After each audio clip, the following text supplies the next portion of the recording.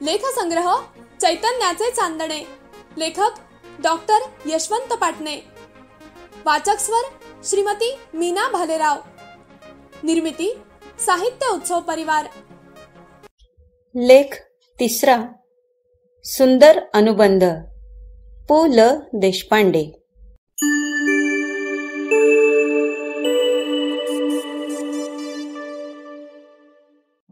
पु ल या नावाभोवतीच एक नवलाई प्राप्त झाली आहे.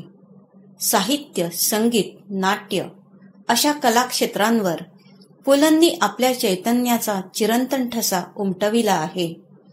विनोदाच्या माध्यमातून त्यांनी उदात्त मानवी मूल्यांची पूजा बांधली. स्वतःच्याच व्यंगावर विनोद करून मनाचा मोठेपणा दाखवला. अगदी बारशाचा साधा प्रसंग घ्या. मुलाचे नाव काय ठेवायचे ही चर्चा चाललेली. 10 घरच्या सुवासिनी आणि कुमारिका या चर्चेत गुंतल्या होत्या. तिथे असणारी एक 3 वर्षांची चिमुरडी शुभाताई आपल्या भावाचे नाव काय ठेवायचे, मी सांगू असे म्हणू लागली. सांग असा आदेश मिळताच तिने बाळाचे नाव पु ल देशपांडे ठेवा सुचविले. तशा स्त्रिया संकोचल्या. हे कसले नाव? पुलंना वाटले, साने गुरुजीनंतर आपणच बाळगोपाळात लोकप्रिय दिसतोय. पण हे वाटणं थोडा वेळच टिकलं. तिथल्या आत्याबाई म्हणाल्या, अशोक नाव कसं सुंदर आहे, आपण तेच नाव ठेवूया बाळाला. पण शुभाताई कुठल्या ऐकायला.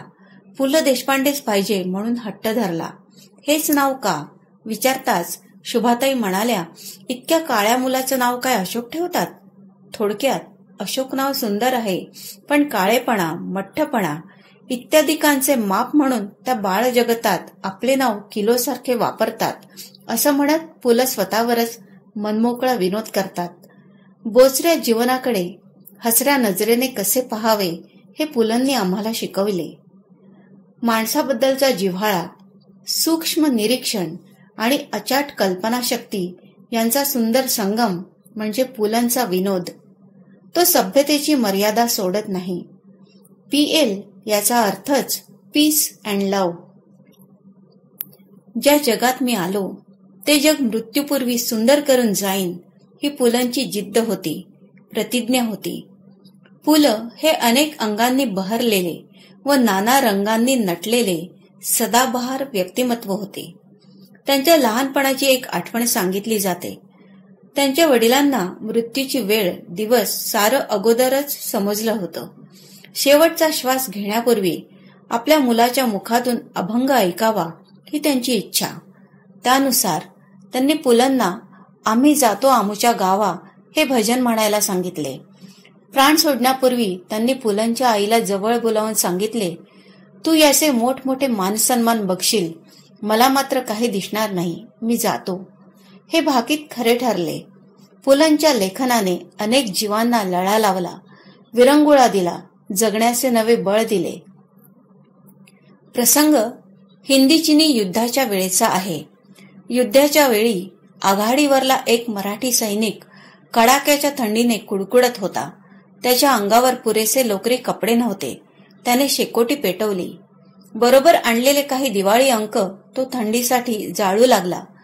जाळण्याआधी चाळता चाळता त्याला एका अंकात पु ल देशपांडे हे नाव दिसले. लेखाचे नाव होते माझे खाद्य जीवन. तो अंक आगीत टाकण्यापूर्वी त्याने वाचायला घेतला. त्या लेखातील चिवड्यावर तो जाम खुश झाला. कोल्हापूरच्या छत्रेंच्या चिवड्याचा खुमासदारपणा पुलंनी तेवढ्याच खुमासदारपणे सांगितला होता. त्या चिवड्याचे आद्य निर्माते छत्रे हे वृद्ध झाले होते. लेख वाचून त्यांनाही गहिवरून आले. त्यांच्या अंगी चैतन्य अवतरले आणि आपले वृद्धत्व विसरून छत्रेंनी स्वतःच्या हाताने चिवडा केला, डबा भरला, पुलंना धाडला. सोबत 2 ओळी कळवल्या. आजवर फक्त 2दाच असा डबा माझ्याकडून दिला गेला आहे. पहिल्यांदा लोकमान्य टिळकांना आणि दुसऱ्यांदा रसिकमान्य पुलंना अर्थात तुम्हाला.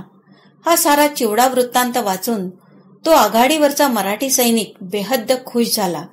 खरं तर थंडीमुळे जीवाला तो पुरता वैतागला होता. पण निदान चिवडा खाण्यासाठी तरी जगले पाहिजे असा त्याने आपल्या मनाशी निर्धार केला. पुलंच्या लेखाने त्याच्या जीवात जीव आला. त्याने पुलंना कळविले, भाई, खरं सांगतो, मी आयुष्याला जाम वैतागलो होतो.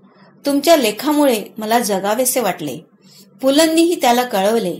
एखाद्या वाचकाला साहित्यातल्या शब्दांमुळे जगावेसे वाटते, म्हणून तर पुलंसारख्या लेखकांना वाचकासाठी लिहावेसे वाटते. साहित्याचा आणि जगण्याचा असा सुंदर अनुबंध आहे. पुलंच्या साहित्यातील शब्दफुले माणसाचे सारे आयुष्य सुगंधित करतात, त्याला उजेडाचा वारसदार बनवितात आणि जीवनाला चैतन्याचा नवा सूर देतात. आता आपण ऐकत होतात लेखसंग्रह चैतन्याचे चांदणे. लेखक डॉक्टर यशवंत पाटणे. वाचक स्वर श्रीमती मीना भालेराव. ही साहित्य उत्सव परिवाराची 2023 ची प्रस्तुती आहे.